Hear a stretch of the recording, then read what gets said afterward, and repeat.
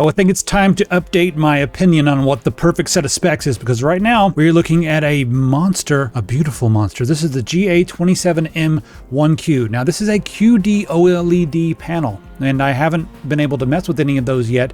It's also 500 Hertz 1440p. That's why I said it's kind of the perfect set of specs, because at 27 inch, I love 1440p.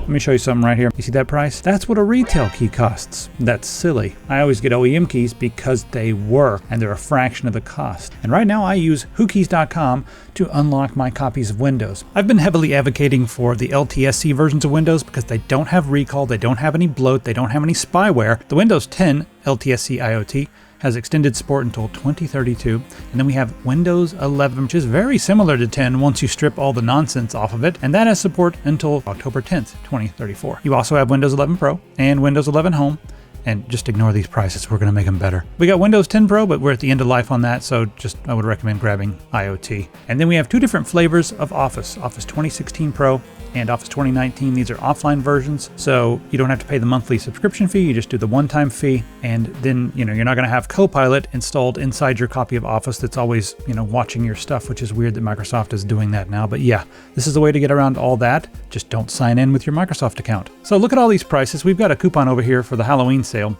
but let's just go through Windows 11 Pro and I'll show you how to save even more money with coupon code TS25. Let's go ahead and check out with our copy of Windows 11 Pro. I just put in my card info.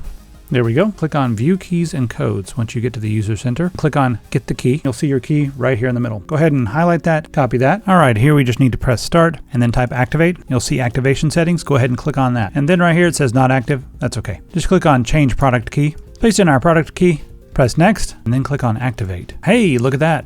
Active. Now I can come back over here and change my wallpapers and everything else. Great. Don't be messing around with those exorbitant retail keys. Grab an OEM key. Head over to whokeys.com. Thanks to them for sponsoring. And now on to our regularly scheduled program. Now I've seen some monitors out there who are doing the thing where it's like 4K and also 1080p. And some of those monitors, they'll be like, okay, you get 4K at 160 Hertz, but 1080p at 360 Hertz. And the thing is like, that's pretty cool, but I feel like 1440p does look better on a 27-inch screen. Of course, 4K looks great, but you have to do scaling. So on a 27-inch screen, you don't need to do any scaling with 1440p. It's kind of a happy medium, but for me, it's my ideal resolution at 27 inches. Next, 500 Hertz at 1440p. That's ridiculous. You could do black frame insertion and still be getting 250 Hertz. I mean, you'll be getting 500 Hertz, but every other frame will be a black frame. Anyway, I'm getting a little bit ahead of myself. We also have 0.03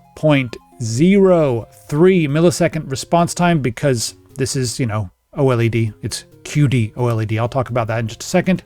And then we have 99% of the PCI D3 gamut, and it's fully G-Sync compatible, FreeSync, and all that fancy stuff. I'll go through some of the specs right now, but while I'm doing that, I'm just going to show random stuff on the screen. And also, I want to say sorry to INNOCN. I got this monitor, and I told them if they could get it to me before I went to Taipei. I had to go to Taipei like a month or so ago. I was like, I could do the video right then, but the monitor arrived right after I left for Taipei. And then I got back and had a bunch of stuff going on and had to go to CES. I'm just now getting this done, and I feel like the monitor deserves better than that because it's so pretty. I mean, it's a beautiful monitor. Look at that thing. You know what? Before we go through the specs, let's talk about QD-OLED for just a second. Now, I'm not going to go into the science of the differences between OLED and QD-OLED because I can make it sound kind of okay to a lot of people. It's like a triangular pattern when it comes to the LEDs instead of the normal pattern, and Windows has to process it a little bit differently. And some people say there's some fringe around some of the text on some of the things, but I didn't see any with this particular panel, so no big deal. It looked to me just like any other OLED panel. I will just say the benefits that you get from using QD-OLED versus regular OLED when it comes to just gaming or whatever. With QD, you get higher brightness. So it just looks a little bit more vivid at the highest levels of brightness. It doesn't get washed out or anything like that. You also have slightly wider color gamut, especially with the reds and the greens. This, it's got HDR 500, which is not the craziest implementation, but with, QD-OLED, it doesn't look washed out at all. It looks, nice and saturated, dark blacks and everything. So that's cool. What we don't know with QD-OLED is, what kind of burn-in possibilities there are. It's said to be better for burn-in, and also seeing some of the recent tests when it comes to burn-in, it looks like that's not quite as big of a deal as we thought it was. So I've been looking at stuff like that, and I'm like, maybe I should be a little bit less worried about burn-in. When you compare this to like the old school OLED, the difference there is that, of course, that's just a more mature technology. It's been around for a while. QD is newer, but, brighter and looks a little better when it comes to, colors and gaming and stuff. So the other thing about OLED is it potentially has cleaner text. It's better looking, sharper text or whatever. But that's a lot of that was Windows' fault, just because Windows wasn't rendering it the same way, or it's a little bit different. So it should be virtually the same. What I'm trying to tell you is QD is just going to be better if you're a gamer. So that's that. Let's go through some more of the specs. We got 99% of the sRGB, 99% of the DCI-P3, and 98% of the Adobe RGB. 10-bit color on this panel. And that's especially nice when you look at the HDR stuff. They do have the anti-blue light eye care, they call it, which really it just affects your circadian rhythms. It doesn't mess with your eye care. I'll give you a quick tip though. The best thing you can do for your eye care is while you're sitting there staring at a computer every 30, 40 minutes or so, turn your head and look at an object about 20 feet away, and do that for about 20 or 30 seconds to let your body adjust to something over there. That helps your eye fatigue more than anything. And the whole blue light thing doesn't hurt your eyes. It just makes you, messes with your circadian rhythms. Next in, we do have some built-in speakers that sound like built-in speakers. They sound okay, but it's there if you need them in a pinch. We have adaptive sync, and we also have G-Sync compatible. So you can turn on your FreeSync or whatever. Take a look at the ports. Now this has a built-in KVM, so you got type B there for input, USB 3, and then we have 2 USB 3 ports there. And we can use that to switch our USB devices between other things that are plugged in, which is really nice and handy. Beside that, we have 2 HDMI 2.1. Those will do the 500 hertz. And then we also have DisplayPort 1.4, a couple of those, and those will all do 500 hertz. Beautiful there. We also have an audio out, and then there's your DC power. It doesn't have an integrated or an internal power supply. You do have a power brick.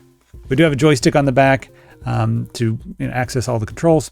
And then we have some RGB glow in that ring around the middle. Now, as far as the adjustments go, this stand is pretty. You got a VESA mount on the back. It's really easy to mount. Well, we can swivel it 45 degrees. You can do a tilt of 5 to 20 degrees. And then a height adjustment, sliding it up and down. You can do 4.7 inches. Above and beyond that, you can pivot this 90 degrees and run this vertically. I want to know if anybody's doing that, because I see a lot of these that allow you to do the 90-degree pivot. But with something this fancy, it's like, I want that to be my main monitor, that's the centerpiece. So 3 of them together, running vertically and then spanning things across, you could do that if you wanted to. All right, now let's just talk about ghosting for a minute. I want to show you some images. I always play Dusk because Dusk is a very fast-paced FPS boomer shooter. And the thing I like about it is that you can really see the hard edges because everything's kind of pixely looking. It's not pixely, it's just pixely looking. So let's go ahead and open up that. Here we go. I'll take some pictures. I'm going to go through them and just take a look. I'm very zoomed in very close, and there's stuff moving around. So that's just particles from a projectile that flew by. And you can see the edges of the particle are there's no ghosting.